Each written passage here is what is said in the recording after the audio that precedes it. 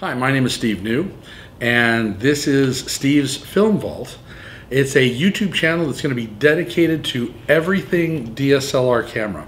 So if you bought that camera and you haven't quite gotten it off the auto mode, or you're turning dials and switching things around, but you're just not quite sure how to get those great photos like the pros get, you're in the right place. I'll be taking you through step by step, week by week, explaining exactly how every function works and what the best time to use those functions are for what setups and scenarios.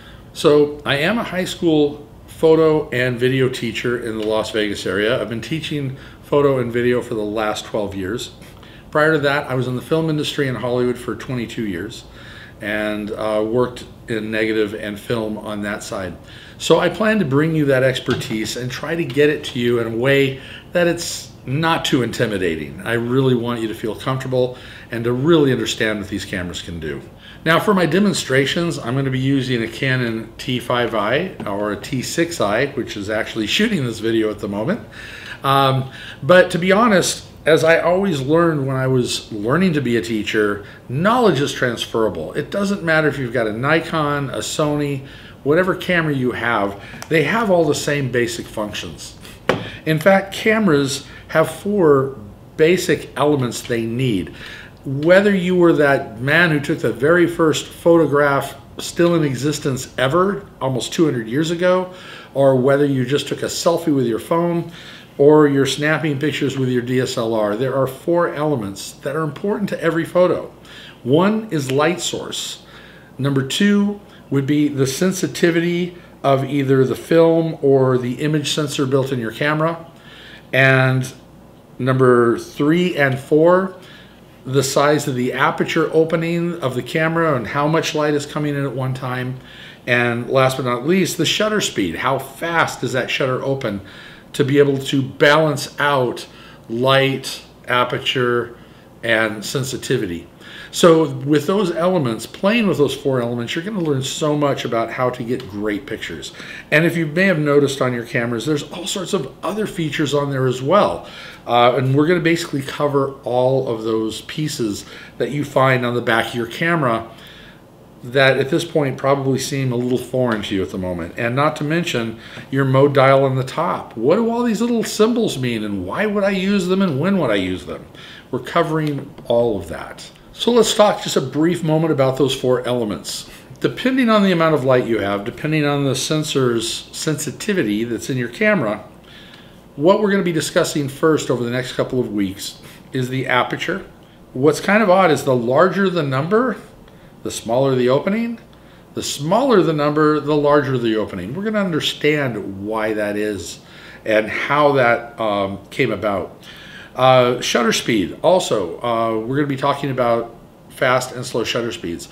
So when that aperture is wide open, it means that a lot of light's coming in. It means you're going to have a faster shutter speed to balance the amount of light versus the opening. When that aperture is closed down, small, it means that shutter speed is going to be left open longer in order to, once again, balance the math behind the light. No, you don't have to know math to do this, but I will basically show you how to use a lot of these semi-auto functions to get the desired picture you're looking for. Now, when you do use the auto mode, which is basically the little A green square on your camera, what that basically means is your camera is doing all the thinking for you. It's basically adjusting the sensitivity, it's adjusting the shutter speed, it's adjusting the light temperature, and it's adjusting how large or small your aperture opening is going to be. You're always going to be able to get a decent picture, but it's not going to be a great picture. So for the next week, I'll allow you to play with that auto function one more time so you can get out and kind of take some pictures, experiment with your camera. But starting next week, that's going to go away. We are going to basically start learning about how to get the best possible images in the aperture mode. I do want to go over a couple of basics with you before that. So as you're going out and taking pictures, you'll have a better understanding of what's going on. First of all, there are a couple of switches most likely on your camera lens. You have the AF, MF for autofocus, manual focus, and for some higher end or newer cameras, you'll have image stabilization on or off. Right now I'm going to leave my autofocus on and my stabilizer on. There are times when I would actually shut these off. We'll talk about that in future episodes. But the important thing is a lot of people just take it for granted. They use the window in the back because the eyepiece seems to be out of focus. I much rather be using the eyepiece when I'm taking pictures. There's a little dial right next to the eyepiece, and we'll get a close-up of that one, but it's right here. And what's going to happen is once I focus in on an image and I know my camera is in focus, then I'm going to turn that little dial to make sure that it's in focus to my eye. I wear glasses, but if I decide to take my glasses off, and I look at it now, it's a little blurry. I can turn this dial and have it come in sharp. So if I decide to take photos without my glasses on, I can adjust the eyepiece to match my eyesight. So whichever way you want to go, you basically want to adjust that eyepiece with this dial. It's always great to get in a good habit to use the lens cap, always. So you'll want to basically make sure that you keep it on when you're not using the camera. Even when I'm carrying the camera around, I'll have that lens cap on. Now I'm in the habit that when I pull that lens cap off, it immediately goes in my pocket. And then once I'm done shooting, I immediately pull it out of my pocket and slap it back on the camera. That way I don't accidentally get fingerprints on the camera lens. That's very important that you kind of get in some sort of habit. If you're one that you don't have pockets, what you may want to do is there is a string adapter that you can actually stick on. It's a little sticky thing that clicks to the lens, hooks to your neck strap, so when you take this off, it would basically dangle and you won't lose your lens cap that way. I do have to admit there's times I forgot I had it in my pocket and I put everything away, and when I start taking these out of my pocket that night, I find a lens cap in there. So though I do try to remember all the time to get that lens cap back on, but that's always protecting that lens. It's also not a bad idea to get a lens cleaning kit. You never want to clean your lens off if you have fingerprints on your lens. You never want to use your shirt or a tissue or any other kind of a cloth unless it is an actual cloth for cleaning. The microfiber cloths that you can get or the lens paper, the lens tissue, will not scratch or damage the lens. You also never want to use any kind of cleaning solvent. Now this is a cleaning solution that is specifically designed for cameras. Always read the instruction carefully and when to use and not to use them. And if you ever need to get into the camera because there's dust that might have got in when you're changing lenses, always make sure that you get one of these little lens and sensor cleaners that you can knock the dust out. Now realize if you ever have a serious cleaning problem, take it to a professional. Too often times I've seen people that will, oh, I can fix that myself, and they break out the Windex and some towels and whatever, they're trying to clean it up, and they wind up doing more damage, and it's going to cost you a lot more in the long run than if you just took it to the professional and let them do a professional cleaning. But for most of the problems you're going to have, fingerprints, dust, whatever, you can use a cleaning kit and get that taken care of.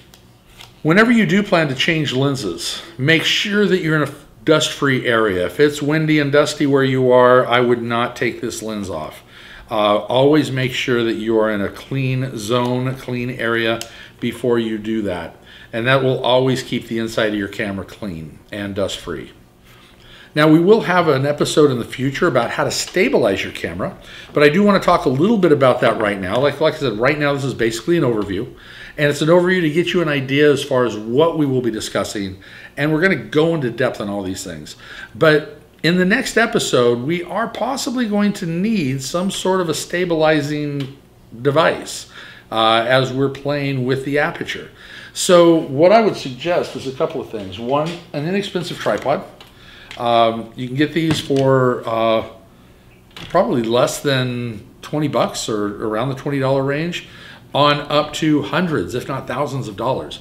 All you need is a good photography tripod. Legs can extend out usually to about 5-6 feet sometimes. Sometimes they're smaller.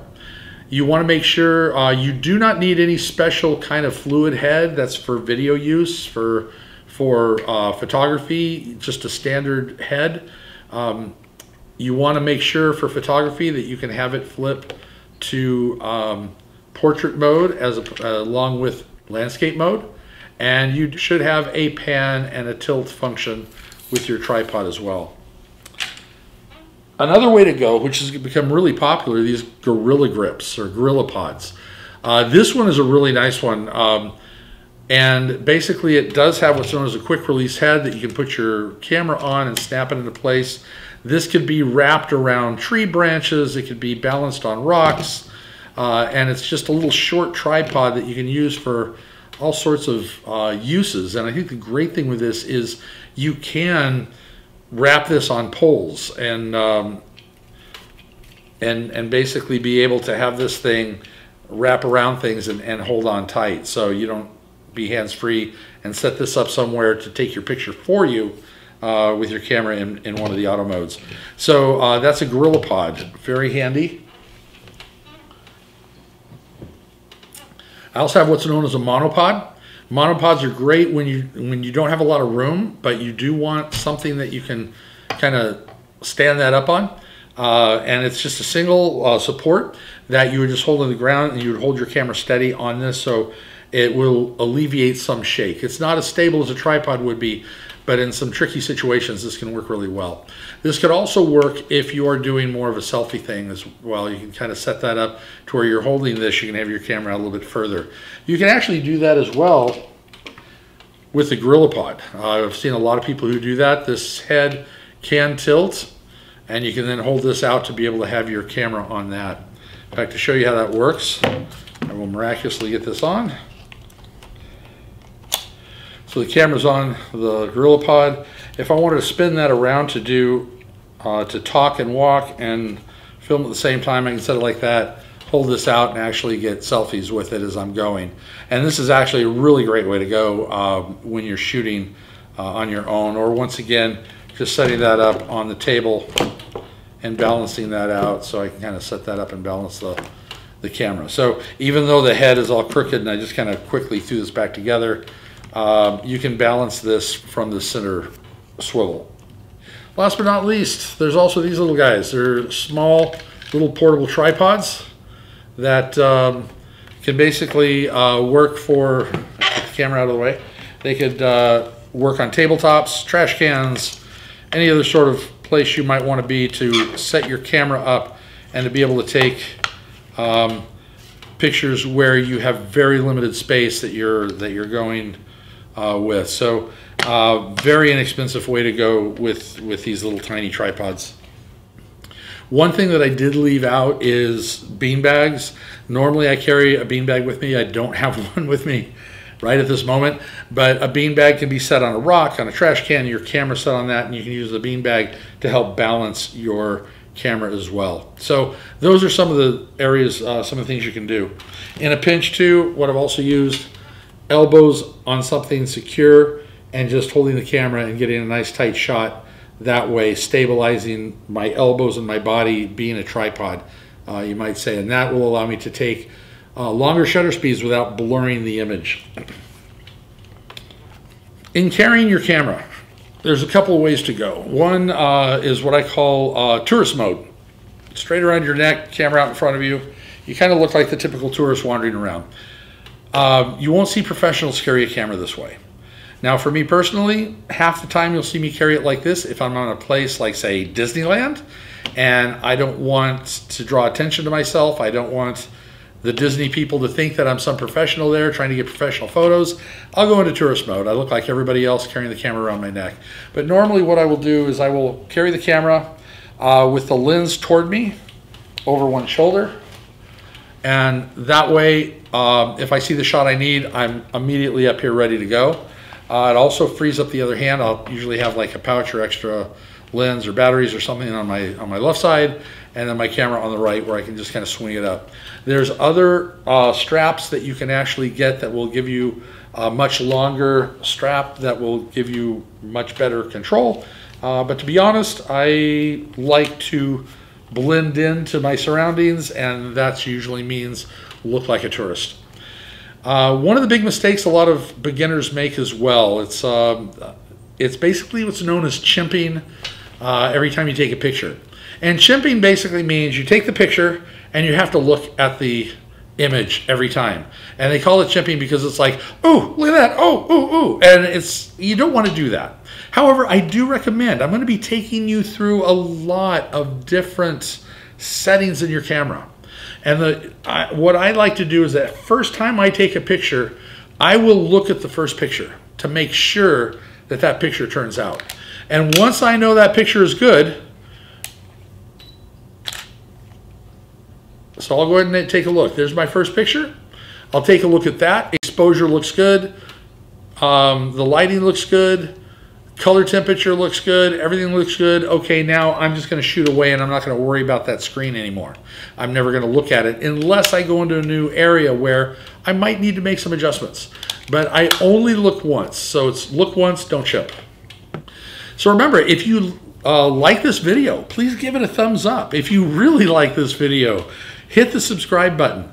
Definitely like to hear your comments as well. We are going to be covering so much information about your camera over the weeks and months to come, but I want to hear your feedback as well. If there's something that you really want to know about, please shoot me a message down below. I will get back to you and let you know. I will also be posting a website very, very soon. It may even be up by now, so if that's the case, I'm hoping to put some comments down below to let you know that the website's ready.